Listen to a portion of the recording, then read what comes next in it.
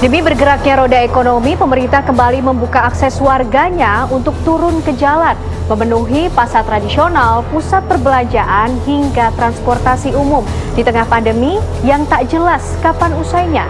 Dalam bingkai normal baru, kasus corona di tanah air pun mencatatkan rekor baru. Rakyat pun kini seakan lupa, masih ada ancaman mematikan corona. Lantas akankah hukum alam bakal berlaku? Siapa kuat, dia selamat. Bersama saya Kanano, inilah Cover Story One.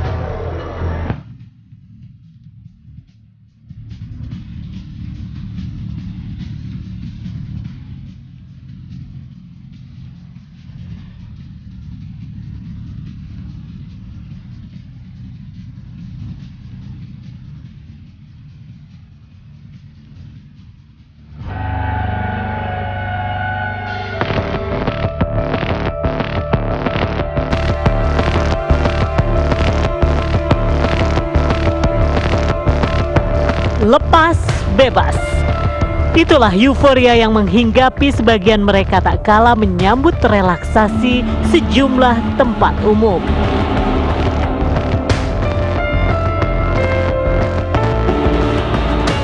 Menyambut relaksasi, pusat perbelanjaan yang sebelumnya mati suri kini kembali bergeliat dengan berbagai adaptasi.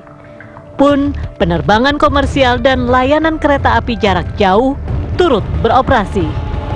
Pertanyaan kemudian mengemuka, itukah yang diinginkan dari seruan normal baru serta produktif dan aman? Bukankah kurva penyebaran belum jua melandai? Bahkan rekor tertinggi angka kasus positif dalam satu hari tercetak di masa transisi ini. PSBB transisi ini menjadi tidak tepat karena ternyata kenaikan daripada jumlah ODP maupun PDP-nya itu semakin meningkat tajam. Jadi wabah ini harus disikapi dengan benar, timingnya harus dipilih, yaitu saat timingnya menurun dengan benar atau terkontrol.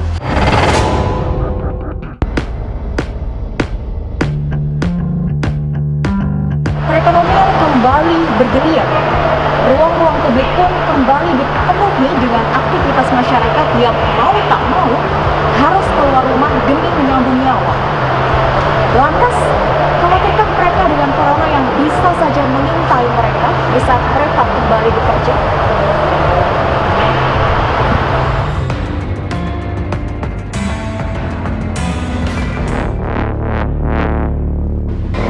Jujur new normal, ibu-ibu masih takut ya Mbak. Terutama kalau saya pribadi, saya belum mau akan mengajak anak-anak saya pergi ke mall atau ke tempat yang ramai. Kami belum berani untuk itu. Tapi kalau karena kami bekerja, mau nggak mau ya kami keluar. Karena ke arah kantor yang relatif lebih aman, tapi kan tetap kita takut ya di perjalanan seperti apa, kita bertemu orang seperti apa. Jadi menurut saya terlalu cepat.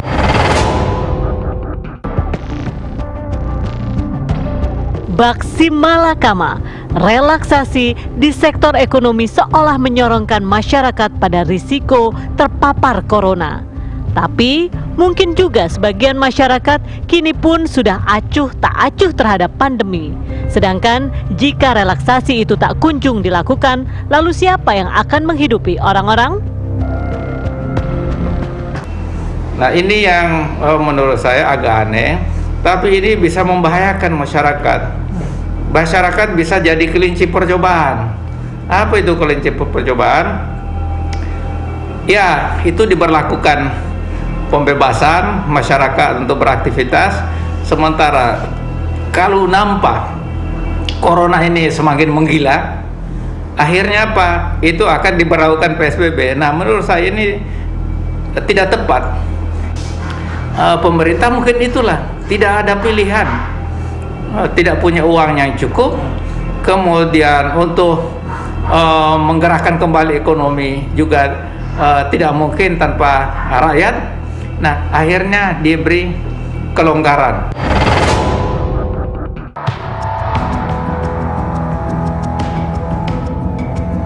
Di tengah serangkaian kritik dari berbagai penjuru, pemerintah meyakini strategi yang diambil mampu mengatasi pandemi di bumi pertiwi.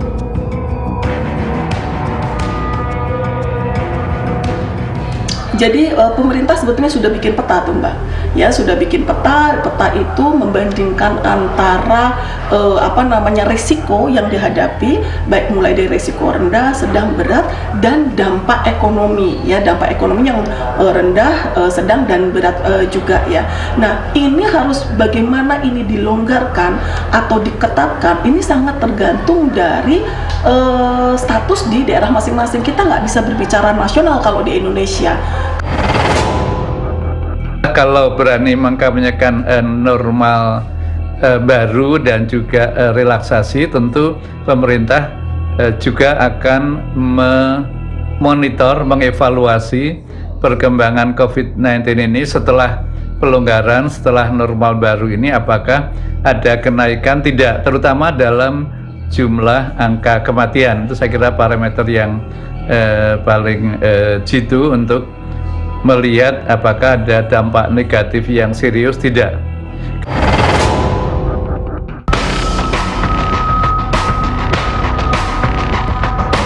Relaksasi dan adaptasi kebiasaan baru boleh saja digulirkan, asalkan semua pihak bersungguh-sungguh menaati protokol kesehatan. Jika tidak, bukan tak mungkin angka penyebaran bakal tak terkendali.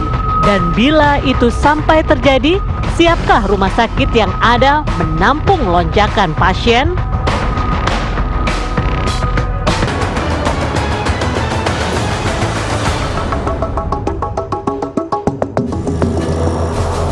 Gempuran pasien positif yang datang bertubi-tubi memaksa tenaga medis terus bekerja ekstra.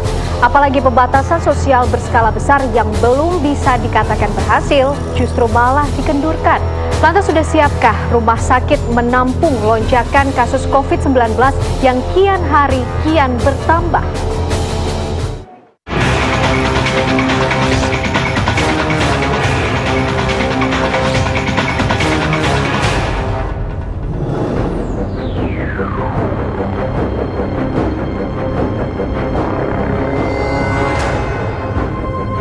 Para tenaga medis mungkin belum akan bernafas lega, belum juga tuntas gelombang pertama pasien positif corona. Kini mereka dihadapkan dengan serbuan kedua jika pembatasan sosial benar-benar dilonggarkan.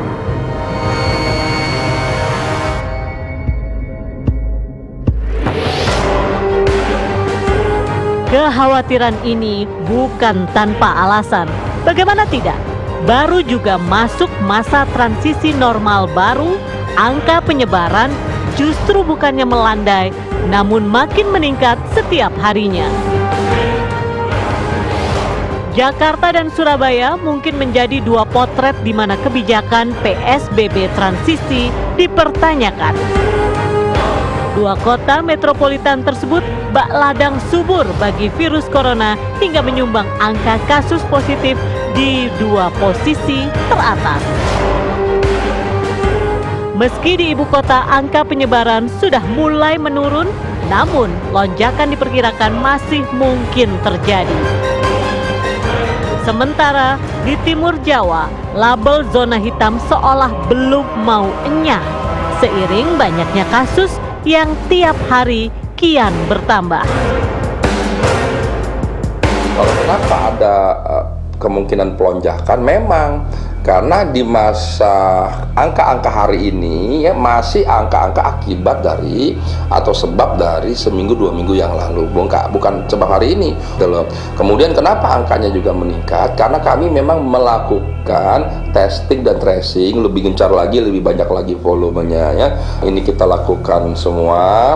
Lebih baik kita mendapatkan data yang sebanyak mungkin ya, supaya kita bisa mengerjakan, mengatasinya dan menangani dengan lebih baik. Kalau Surabaya Raya dari sisi telah epidemiologi, dari sisi ketersediaan rumah sakit, bed, dan dari sisi penurunan angka, tentu semuanya tidak terpenuhi. Tetapi bahwa ada komitmen yang kuat dari kepala daerah di Surabaya Raya, mereka berkomitmen untuk memastikan bisa memutus mata rantai penyebaran COVID-19 melalui format yang beliau-beliau akan siapkan. Kepala daerah kita menghimbau agar lebih berhati-hati di dalam pengambilan keputusan memulai kebijakan new normal di masing-masing kota kabupatennya. Surabaya misalnya masih ada angka 90 per 100.000 penduduk, ya, angka infeksinya ini harus menjadi perhatian yang sangat luar biasa. DKI pada saat penerapan PSBB transisi, ya, itu sudah 70 per 100.000 angka infeksinya. Karenanya kita harus benar-benar mempersiapkan segala sesuatunya sebelum new normal ini diterapkan.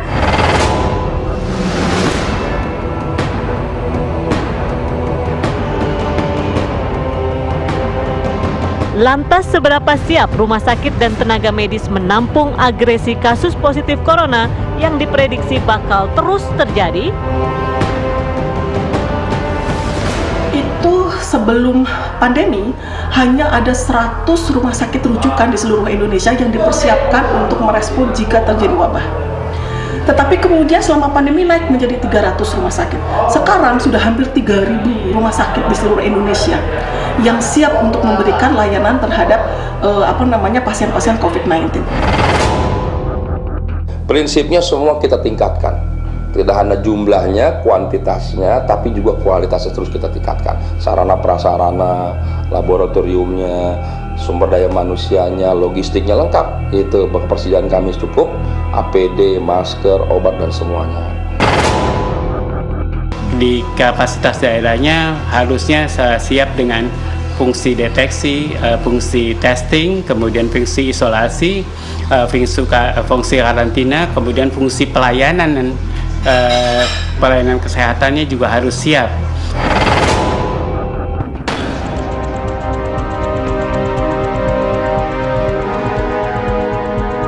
Di samping kesiapan pelayanan kesehatan, tes massal juga terus digencarkan untuk menekan mata rantai penyebaran COVID-19.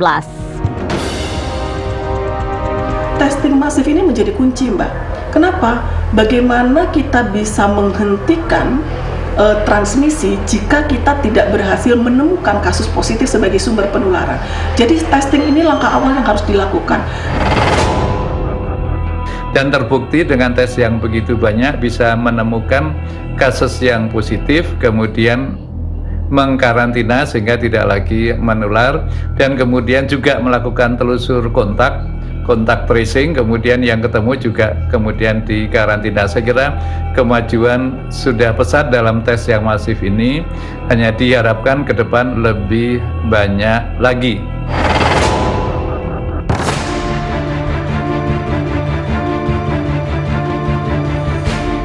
Segala strategi terbaik memang tengah diupayakan pemerintah. Namun jika angka kasus terus meningkat, akankah normal baru bakal tetap diterapkan?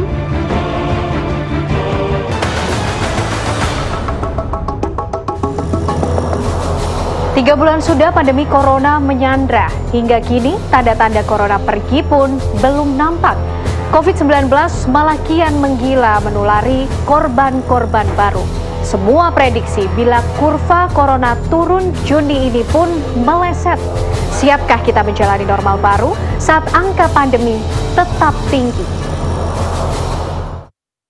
Ini ada reportednya, ini ada unreportednya. Dari nilai ini baru kita masukin, jadi dari sini tuh udah ada rumusnya. Ini orangnya, ini tuh sebenarnya diagram aja, orang suspek nih.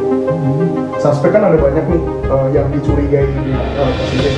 Ternyata tetap infektif. Beragam prediksi disodorkan sudah. Tapi kapan pandemi akan angkat kaki dari negeri ini? Tetap saja teka-teki. Faktanya, pertambahan kasus positif COVID-19 masih saja tinggi.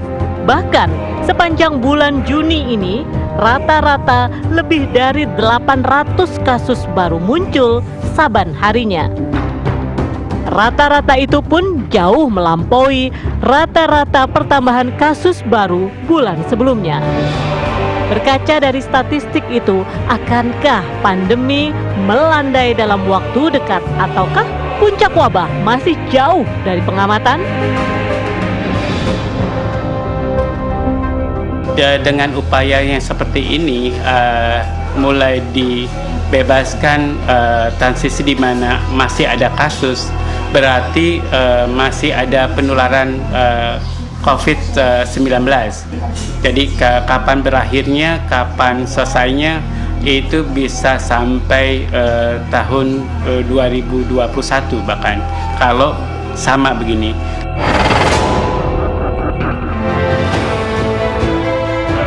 Menjalani PSBB masa transisi sebagai persiapan menuju normal baru, sejumlah tempat umum di DKI berangsur mulai dibuka kembali.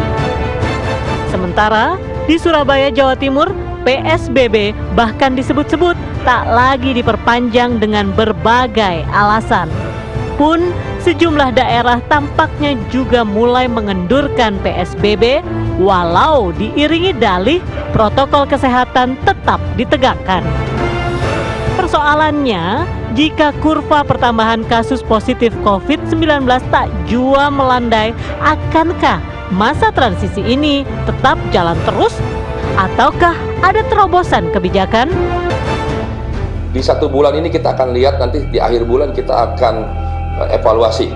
Gitu. Apakah nanti kita akan melanjutkan dengan fase kedua, PSBB masa transisi fase kedua 1 bulan lagi, atau memasuki masa sehat, aman, produktif, atau kembali seperti PSBB sebelumnya, atau nanti ada kebijakan lain.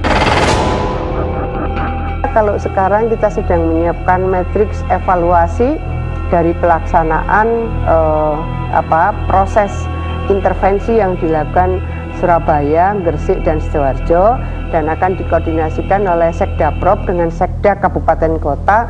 Tentu kita harapkan ini monitoringnya juga akan bisa tetap terkawal gitu. Normal baru ini bukan sebuah pilihan untuk dilakukan atau tidak, tetapi ini adalah sebuah kondisi yang memang harus kita hadapi.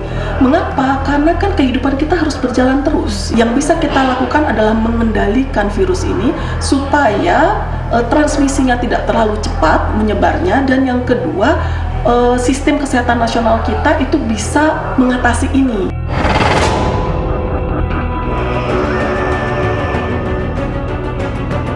Diakui tingkat kepatuhan masyarakat terhadap protokol kesehatan dinilai masih membutuhkan perhatian lebih. Sampai-sampai belum lama ini Presiden berpesan kepada para petinggi TNI agar membantu mendisiplinkan masyarakat mematuhi protokol kesehatan. Kalau ada upaya-upaya mencegah transmisi, misalnya kelurahan atau RW itu diisolasi dengan baik, akan terjadi pengurangan. Masyarakat itu ada tingkatan-tingkatannya. High class, middle class, ini mudah diatur. Tetapi yang jadi masalah ini adalah lower class. Masyarakat bawah ini dan masyarakat yang sangat bawah ini kurang pendidikan, tidak terlatih untuk menjaga kesehatan. Nah, tidak ada pilihan, harus kita memberi kesempatan kepada aparat itu sendiri, baik Satpol PP, kemudian polisi, dan juga tentara, untuk berada di berbagai sudut untuk menertibkan masyarakat.